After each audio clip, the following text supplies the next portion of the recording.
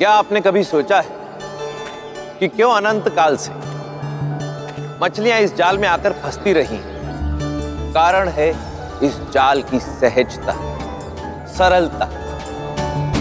यदि शत्रु पर जटिल और क्रूर प्रहार करोगे तो वो सहम जाएगा, चौकन्ना हो जाएगा या आक्रामक हो जाएगा। परंतु यदि सरलता से उसे फंसाया जाए तो वह अवश्य ही आपके झांसे में आ जाए। पहले धैर्य साध, फिर शत्रु को यह विश्वास दिलवाएं कि वो एक सुरक्षित वातावरण में है, कि संसार में इससे अधिक सुरक्षित स्थान उसके लिए अन्य कोई नहीं। जब एक बार शत्रु को इस बात का विश्वास हो गया तो उसकी सावधानी हट जाएगी और वो आपके वश में उसी प्रकार आ जाएगा जिस प्रकार इस जाल में मछलियां आकर फंस जाती।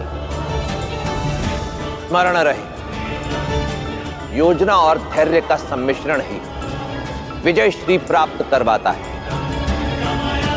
दीपक का उद्देश्य होता है अपने प्रकाश द्वारा हमारा मार्ग प्रशस्त करना, परंतु अपने इस उद्देश्य की पूर्ति हेतु केवल दीपक में तेल होना ही पर्याप्त नहीं,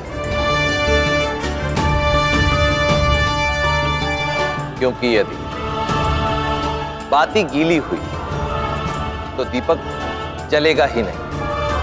यदि पवन का वेग अधिक हुआ तो जलकर बुझ जाए, और यदि सूर्य के प्रकाश में दीपक का प्रयोग करने का प्रयास किया तो कोई लाभ नहीं। इसी प्रकार के होते हैं हमारे निर्णय।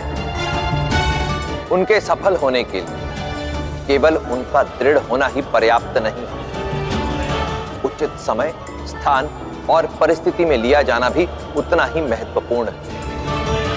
तभी वो आपका मार्ग बनाए, अन्यथा उनका कोई लाभ नहीं। ओस की ये बूंद देख रहे हैं आप? अपने आप में इस बूंद के अस्तित्व में इतनी योग्यता भी नहीं कि किसी की प्यास बुझा सके, परंतु यदि ऐसी सैकड़ों बूंदें मिल जाएं तो एक नदी का रूप ले लेती है, और नदी सागर का, और सागर से ही जीवन की उत्पत्ति होती है। परंतु यही सागर यदि चाहे तो अपने भीषण जल वेग से समस्त संसार का अस्तित्व भी मिटा सकता है।